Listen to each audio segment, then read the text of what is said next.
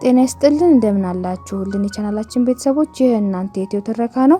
ሰዓቱ ደግሞ የተመረጡ ወጎችና ትረካዎችን የምናቀርብበት ሰዓት ነው። ባለፈው ሳምንት አልኬሚስቱ ክፍል 3 ማቅረባችን ይታወሳል። በዛሬው ትረካችን አልኬሚስቱ ክፍል 4 ይዘንላችሁ ቀርበናል። ለቻናላችን አዲስ ኖት ሼር፣ ላይክ እና ሰብስክራይብ ማድረግዎን አይዘንጉ። አልኬሚስቱ ክፍል 4 እንደሚከተለው ይቀርብላችኋል። ለምን እንዲህ ይሆናል? ምክንያቱም እንዲህ ጣፈንታህን እውን ታደርግ ዘንድ የሚሻል ኃይል አለ። ፍላጎትህን በስኬት ጣዕም ይቀሰቅስብሃል።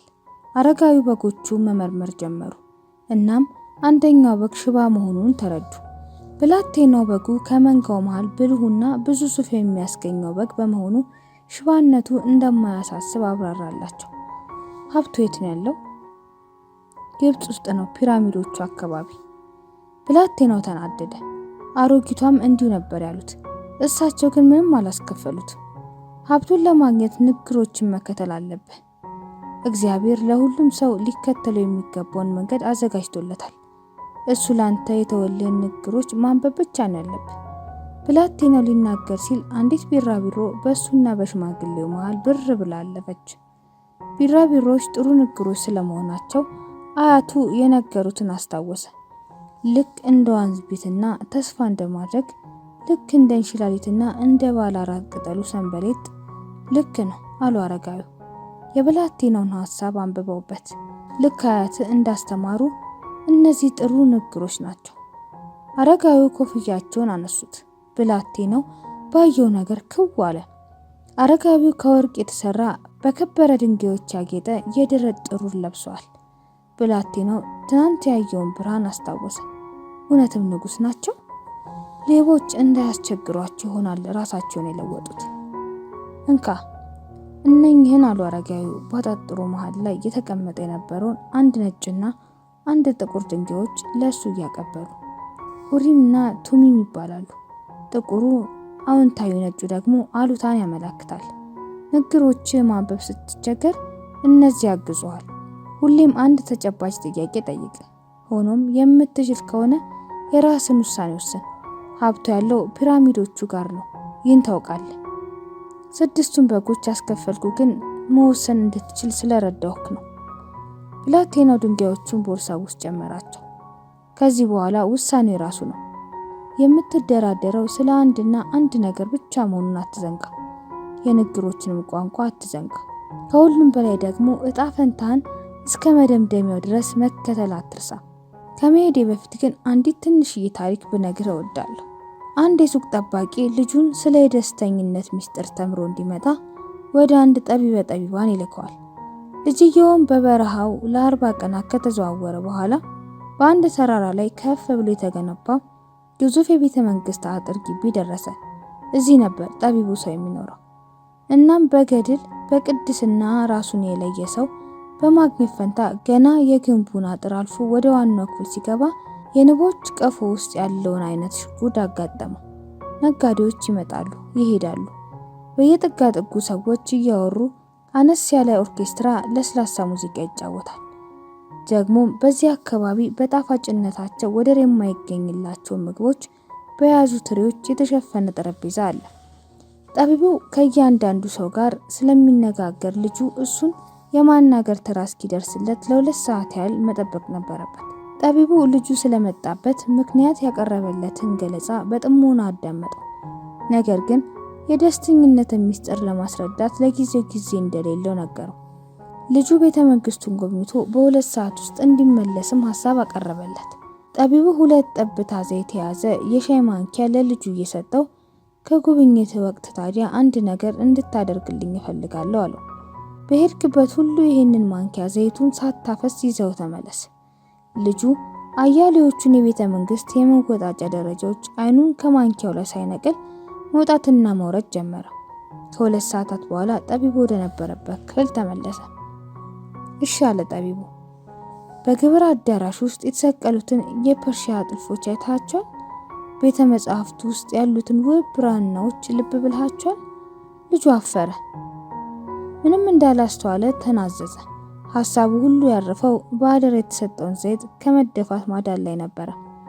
እንግዲያውስ ሄድና በእኔ ዓለም ውስጥ ያሉትን አስደሳች ነገሮች ተመልከት አለው ጠቢቡ። የአንድን ሰው ቤቱን ሳታይ ሰውየውን ማመን አትችልም። ልጁ እፎይ ብሎ ማንኪያውን ይዞ ቤተ መንግስቱ መዞር ጀመረ። አሁንስ በጣሪያዎቹና በግድግዳዎቹ ላይ ያሉትን በስነ ጥበብ ፍሬዎች አስተዋለ። የአትክልት ስፍራውን፣ በዙሪያ ያሉትን ተራሮች፣ የአበቦቹን ማማር እንዲሁም ሁሉ ነገር የተመረጠበትን የማጣጣም ብቃት ሁሉ አስተዋለ። ወደ ጠቢቡ ሲመለስ ያየውን ነገር እያንዳንዱን ዘርዝሮ ለጠቢቡ ነገረው። ታዲያ በአደራ የሰጠው ዘይት የት አለ ብሎ ጠቢቡ ጠየቀው። የያዘውን ማንኪያ ሲመለከት ዘይቱ የለም። እንግዲያው አንድ ምክር ብቻ ነው ልሰጠው የምችለው አለው ጠቢቡ። የደስተኝነት ሚስጥሩ የዓለምን አስደሳች ነገሮች በሙሉ መመልከት ነው።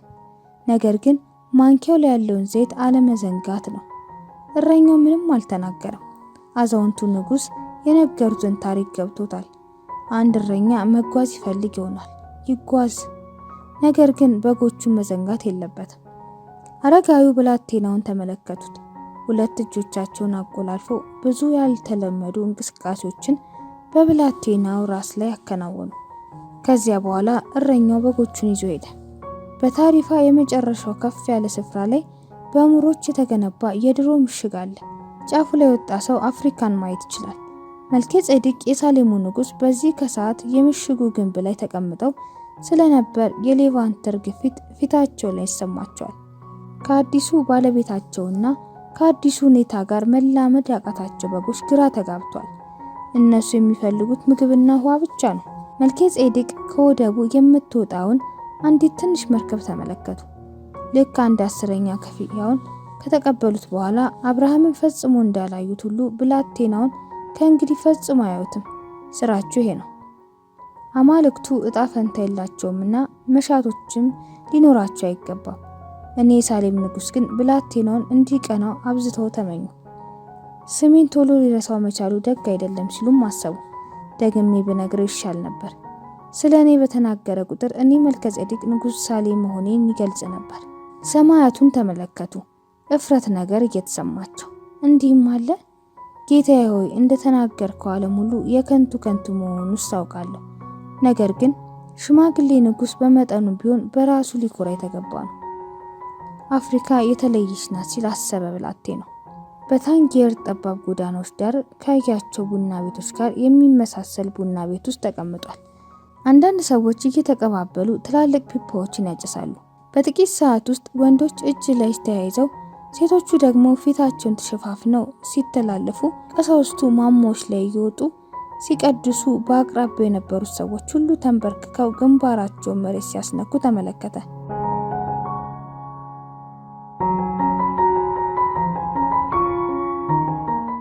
የአረጋውያን ልማድ አለ ለራሱ። በልጅነቱ ቤተክርስቲያን ውስጥ ቅዱስ ሳንቲያጎ ማትሞሮስ ሰይፉን መዞ በነጩ ፈረስ ላይ ተቀምጦ ከስሩ እንደነዚህ ያሉ ሰዎች ተንበርክከው ማየቱን አስታወሰ። ብላቴናው ሆዱን ባርባር አለው። ከፍተኛ ብቸኝነትም ተሰማው። የአርማውያኑ መልከ ክፉዎች መሆናቸውን ነገረው። ከዚህም በላይ ለጉዞ ሲጣደፍ አንድ ወሳኝ ጉዳይ ዘንግቷል። እዚህ ሀገር አረብኛ ብቻ ነው የሚነገረው። ይሄ ከሀብት ፍለጋ ጉዞ ሊያዘገይ የሚችል ጉዳይ ነው። የቡና ቤቱ ባለቤት ወደ እርሱ ሲጠጋ ከጎን ያለው ጠረጴዛ ላይ ያለውን አይነት መጠጥ አዘዘ። ሲመጣ መጠጡ መራራ ሻይ ነው። ብላቴና ወይን ይሻለኝ ነበር አለ። ሆኖም ይህ አሁን አያስጨንቀው። የሚያሳስበው ድብቅ ሀብቱን እሱን የሚያገኝበት መንገድ ብቻ ነው። ከበጎቹ ሽያጭ በቂ ገንዘብ አግኝቷል። ደግሞም ገንዘብ ካለ የሆነ ተአምር እንደሚኖር ያውቃል። ገንዘብ ያለው ሰው ፈጽሞ ብቸኛ አይሆንም። ብዙ ሳይቆይ ምናልባትም በጥቂት ቀናት ውስጥ ፒራሚዶቹ ጋር ሊደርስ ይችላል። ከወርቅ የተሰራ የደረት ጥቁር የለበሰ አዛውንት መቼም ለ6 በግ ብለው አይዋሹኝም። አረጋዊው ሰው ስለ ምልክቶችና ስለ ንግሮች ተናግሮ ነበር። ብላቴናው መንገዱን ሲያቋርጥ ስለ ንግሮች አሰበ። አረጋዊው ስለሚናገሩት ነገር ያውቃሉ። ብላቴናው ራሱን ቢሆን የአንዳሉዚያ መስኮች ያሳልፍ በነበረ ጊዜ መሬቱንና ሰማዩን በማየት ብቻ የትኛውን አቅጣጫ መከተል እንዳለበት ያውቅ ነበር። የሆነች ወፍ አለች።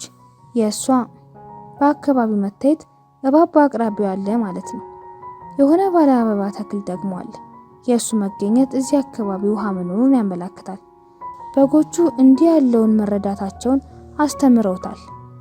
እግዚአብሔር በጎቹን የሚመራቸው ከሆነ ሰውንም ይመራዋል ብሎ አሰበ። ሀሳቡ ጥሩ ስሜት ፈጠረለት። የሾም ምሬት የቀነሰ መሰለው። ማነህ አንተ? በስፓኒሽኛ ቋንቋ የሚጠይቅ ድምፅ ሰማ። ብላቴናው እፎይታ ተሰማ። ስለ ንግር እያሰበ እያለ የሆነ ሰው መጣለት። እንዴት ስፓኒሽኛ ልትናገር ቻልክ? ጠየቀው። መጤው ሰው የምዕራባውያንን ልብስ የለበሰ ወጣት ነው። ከብላቴናው ጋር የእድሜ ቁመትና እኩዮች ይመስላሉ። ከብላቴናው ጋር የእድሜም የቁመትም እኩያው ይመስላል። አብዛኛው የዚህ ሀገር ሰው ስፓኒሽ ይናገራል። ከዚህ ስፔን የ2 ሰዓት መንገድ ብቻ እኮ ነው የሚያስኬደው። ተቀመጥና የሆነ ነገር ልጋብዝህ አለው ብላቴናው። እስኪ ለኔም 1 ብርጭቆ ወይን ዘዝልኝ። ይህን ሻይ አልወደድኩትም። እዚህ ሀገር ወይን የለም፣ ወጣቱ ተናገረ። ሃይማኖቱ ወይን መጠጣትን ይከለክላል። ከዚያም ብላቴና ወደ ፒራሚዶቹ መሄድ እንዳለበት ለወጣቱ ነገረው። ስለ ሀብቱ ሊነግረው ብሎ ለጥቂት ነው ካፉ ያመለጠው። ቢነግረው ኖሮ አረቡ ሊወስድህና የተወሰነውን አካፍለኝ ማለቱ አይቀርም ነበር። በእጅ ያልገባን ነገር ስለ መስጠት አረጋዊ የነገሩትን አልረሳም። እምትችል ከሆነ ብትወስደኝ ደስ ይለኛል። የመሪነትን ዋጋ ከፍልሃለሁ። እዚያ እንዴት እንደሚኬድ ታውቃለህ? አዲሱ ሰው ጠየቀ። የቡና ቤቱ ባለቤት አጠገባቸው ቆሞ ንግግራቸውን በአንክሮ እንደሚያዳምጥ አስተዋለ። የሰውየው ሁኔታ ምቾት አልሰጠውም። ሆኖም መሪ አግኝቷልና እድሉን ለማስመለጥ አልፈለገም። የሰሃራ በረሃን ማቋረጥ ይኖርብሃል አለ ወጣቱ። ለዚያ ደግሞ ገንዘብ ያስፈልጋል። በቂ ገንዘብ ይኖርህ አይኖርህ ማወቅ አለብኝ። ጥያቄው እንግዳ ሆነበት። ቢሆንም አረጋዊ አምኗቸዋል። እሳቸው የሆነ ነገር ስትፈልግ ዓለም ሁሉ ታሳካው ዘንድ ሊተባበርህ ይነሳል ብለውታል። ገንዘቡን ከቦርሳ ወጣና ለወጣቱ አሳየው። የቡና ቤቱ ባለቤትም ወደ እነሱ ቀርቦ ተመለከተ። ሁለቱ ሰዎች በአረብኛ ተነጋገሩ። ባለቡና ቤቱ የተበሳጨ ይመስላል።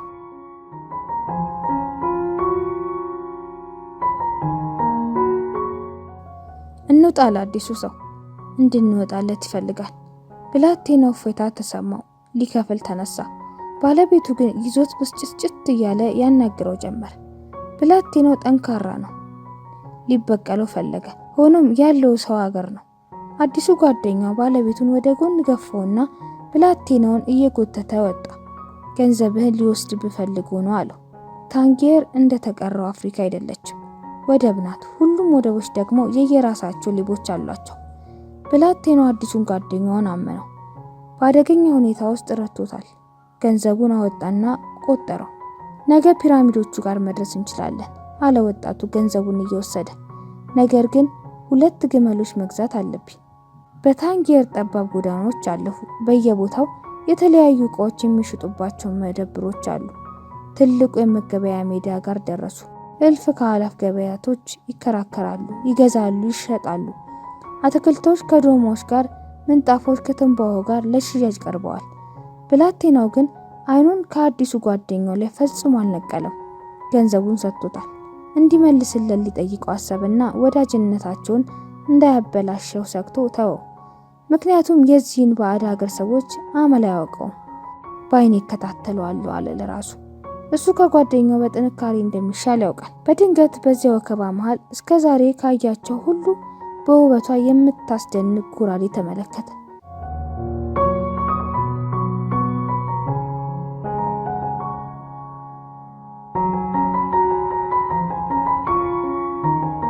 ስስ የብር ከፋፋ የተሰራላት እጀቷ ጥቁር ሆኖ በከበሩ ድንጋዮች ያጌጠ ነው። ብላቴናው ከግብጽ ሲመለስ እንደሚገዛት ለራሱ ቃል ገባ። እስከዚያም መደብር ባለቤት የጎራዴዋን ዋጋ ጠይቀው አለ ጓደኛው። ጎራዴዋ ላይ ሲያተኩር ለጥቂት ሰከንዶች ፈዞ እንደነበር ተገነዘበ። ድንገት ደረቱ የተጫናት ይመስል ልቡ ተጨነቀች። ዞሮ ማየት ፈራ። ምን እንደሚገጥመው ያውቃልና ያችን ውብ ጎራዴ መመልከቱን ቀጠለ። ወደ ኋላው መመልከት ድፍረት እስኪያገኝ ድረስ። በዙሪያው ያለው ላይ ታች የሚሉ የሚጮሁና የሚገበያዩ ሰዎች፣ የማያውቃቸው ምግቦች መዓዛ ያለበት ገበያ ነው። ጓደኛው ግን የትም ሊያገኘው አልቻለም። ከጓደኛው ጋር በአጋጣሚ እንደተጠፋፉ ማመን ፈለገ። ስለዚህም ባለበት ቆይታ እስኪመጣ ድረስ ሊጠብቀው ወሰነ። እየጠበቀው እያለ አንድ ቄስ በአቅራቢያው ወዳለ ማማ ወጣና መቀደስ ጀመረ። ገበያተኛው ሁሉ በጉልበቱ ተንበርክኮ በግንባሩ መሬት ላይ ተደፍቶ ቅዳሴውን ተቀበለ። ከዚያም ልክ እንደ ሰራተኛ ጉንዳኖች ሁሉም ጊዜያዊ መደብሮቻቸውን አፈራርሰው ሄዱ።